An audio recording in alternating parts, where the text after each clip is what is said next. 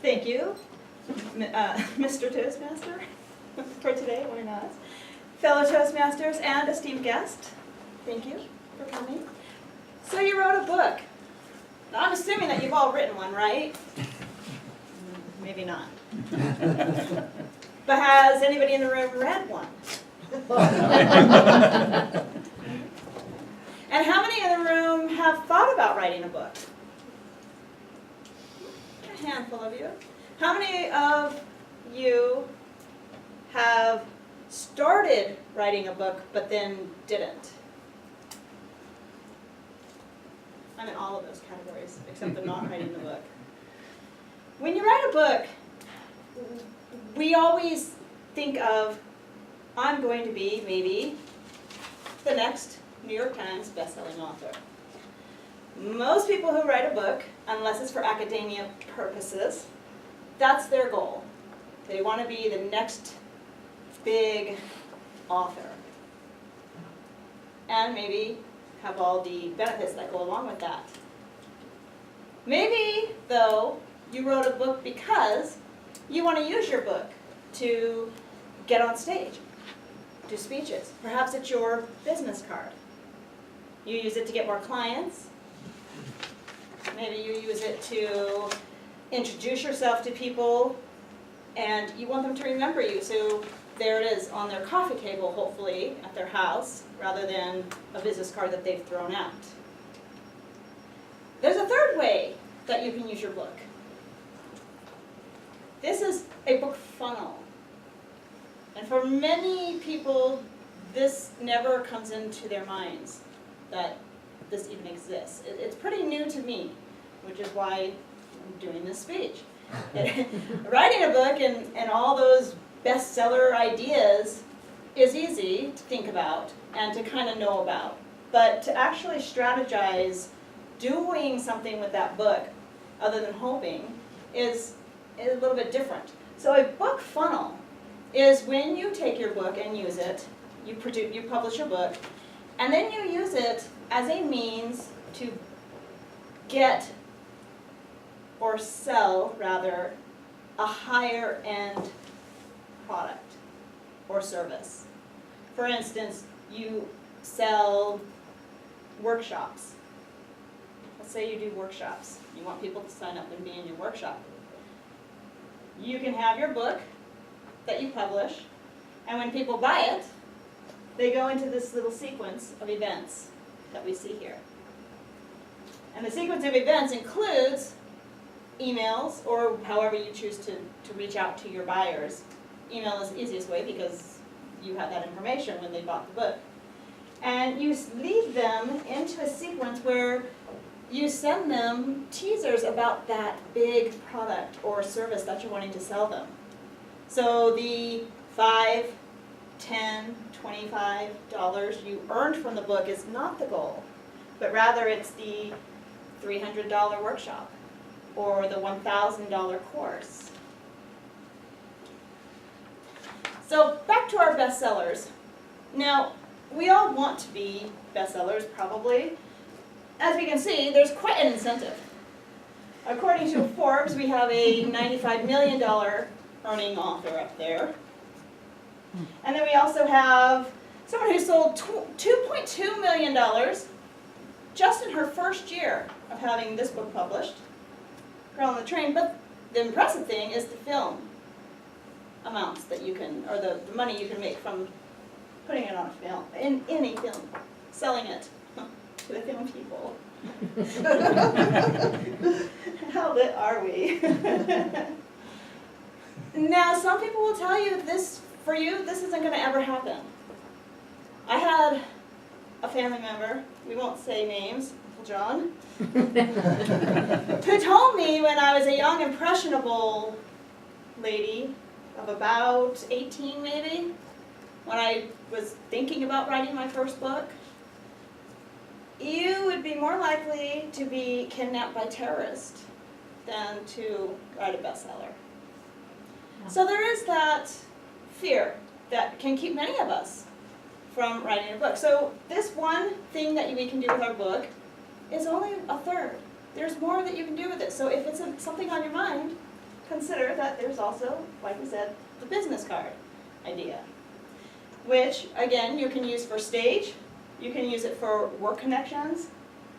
Oh, and that was from Entrepreneur magazine article talking about how your business card is literally, or your book literally is the business card that more people will pay attention to and relate to and call you back because of. And there we go. It also creates authority. So, sorry about the slides. Now the book funnel. According to Frank Kern, who is a leading expert on book funnels, how to make them, how to sell them, how to create all these sales pages that go along with them. According to Frank Kern, he makes over $400,000 a month because of his book funnel. Now granted, he's been in the online industry since 1996, so he does have a bit of credibility that most of us don't have in that space. However, according to Frank Kern, he suggests that no matter what you're selling, if you use your book to sell that product, you can make anywhere upwards to that amount. Now he's making more even, but this statistic was last year, at the end of the year. And he started, this took him 2 years to earn this much money from his book funnel, which basically was $5.60. His book, $5.60. At first he gave it away as a physical book, and then later he turned it into a digital book. So you can see that there is a lot that you can get out of writing a book. Now, besides the money, the status, you also get a tremendous amount of personal satisfaction. You get enjoyment from meeting other people, from the experiences that you get from writing the book, and this is from the Writers Bureau. And then the confidence of any success that you get with your book is unlike the confidence that you get in other endeavors. Because you, hopefully, unless you've hired it done on Fiverr, which although I have worked on Fiverr, so I'm not disparaging it, chances are you've poured your heart out into these words that you've written. And you've written them for a reason. So the confidence, the enjoyment, and the personal satisfaction may not outweigh the money at the end of the day when you need to eat, but it will take you down that path and into a world that you've never seen. So you wrote a book. What are you going to do with it next?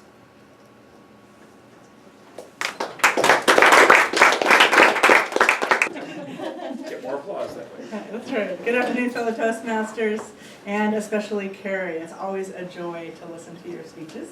I'm going to cover the purpose, 3 things you excelled at, and 3 areas you could improve on.